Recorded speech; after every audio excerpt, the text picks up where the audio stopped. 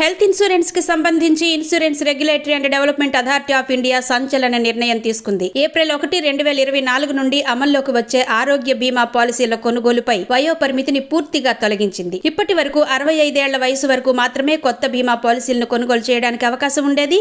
అయితే ఏప్రిల్ 1, 2024 నుండి అమల్లోకి వచ్చిన ఇటీవలి మార్పుల తర్వాత వయస్సుతో సంబంధం లేకుండా ఎవరైనా కొత్త ఆరోగ్య బీమాను కొనుగోలు చేయడానికి అర్హులు. బీమా సంస్థలు అన్ని వయసుల వారికి ఆరోగ్య బీమా ఉత్పత్తులను అందించాలి. బీమా సంస్థలు ప్రసూతి, కాంపిటెంట్ అథారిటీ ద్వారా నిర్దేశించిన ఏదైనా ఇతర గ్రూపుల కోసం ప్రత్యేకంగా బీమా ఉత్పత్తులను రూపొందించవచ్చని IRDAI తాజాగా జారీ చేసిన నోటిఫికేషన్లో పేర్కొంది.